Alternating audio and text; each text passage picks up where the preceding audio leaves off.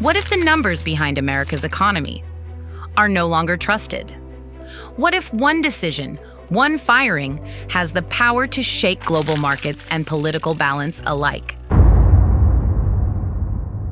This week, President Donald Trump fired the head of the Bureau of Labor Statistics, and the shockwaves haven't stopped since. Critics say it's a war on truth. Supporters claim it's a step toward transparency. But here's the real question. Who controls the story America tells about its economy? And can we trust the numbers that shape our future? Let's break down what just happened, why it matters, and what comes next. Chapter 1. The Unexpected Firing.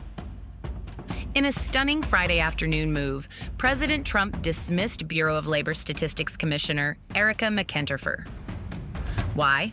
The July jobs report fell short of expectations, and previous months were revised downward by more than 250,000 jobs. Trump wasn't happy, and within hours, McEntarfer was out. She was part of the problem, Trump reportedly told aides. Those numbers are rigged to make Republicans and me look bad. Was it political theater? Or a genuine concern about data accuracy? According to insiders, Trump had been fuming about jobs data for weeks. The July report was the tipping point. But firing a Senate-confirmed official for publishing government data? That move triggered a political firestorm. Chapter 2. The political storm critics quickly condemned the firing, calling it a dangerous precedent.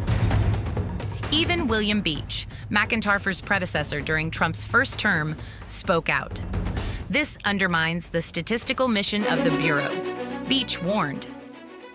The Bureau of Labor Statistics is meant to be nonpartisan, analytical, and data-driven. Its work influences everything from stock markets to interest rates to presidential approval ratings. So why would Trump make such a bold move? Some say it's classic Trump, fighting the narrative. Others suggest a deeper strategy, controlling the economic story heading into election season. But here's where it gets tricky. Trump didn't just say the numbers were wrong. He said they were manipulated.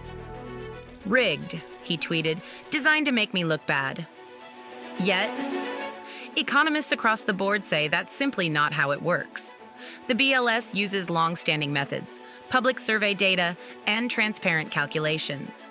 The numbers are updated regularly and openly. So what's really going on? Chapter 3. Who's next? The power struggle behind the scenes. With McEntarfer out, the White House is now scrambling to find a replacement. One name making headlines: E.J. Antoni, chief economist at the Conservative Heritage Foundation, and a known skeptic of BLS data. Steve Bannon, Trump's former advisor and a voice of the MAGA movement, is reportedly pushing hard for Antoni. Just days before the firing, Antoni appeared on Bannon's podcast calling for McEntarfer's removal.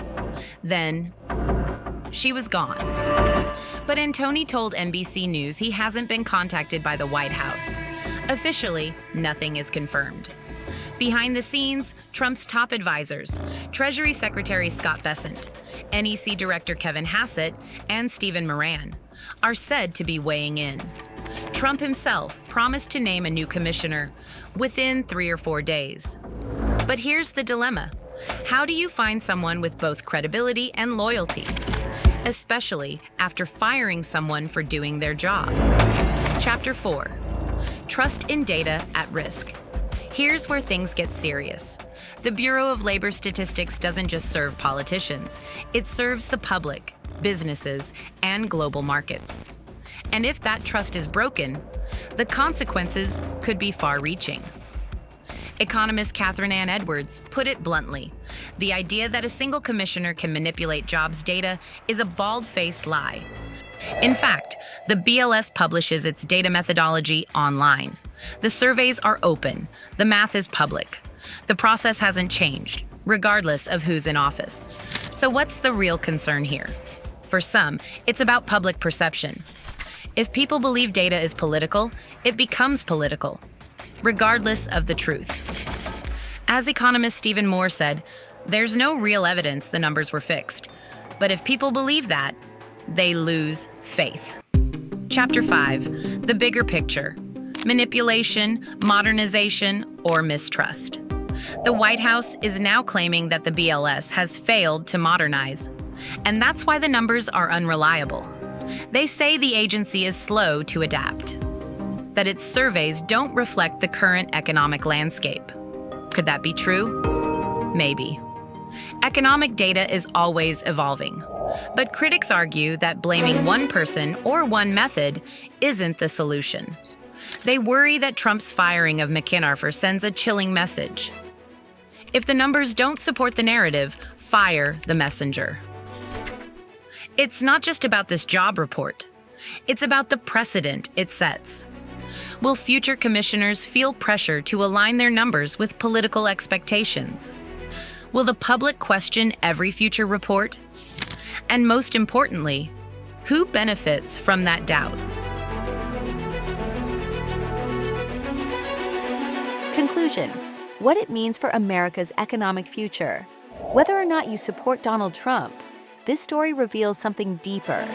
A president's power isn't just in policies or executive orders. It's in shaping narratives about the economy, the country, and the truth. By firing the BLS chief, Trump has reopened an old debate. Can facts survive politics? The next few days will be critical. Who Trump chooses next will signal whether he wants a data-driven expert or a loyal defender. One thing is clear: in a world where numbers tell stories, the fight over who controls those numbers is just beginning. What do you think?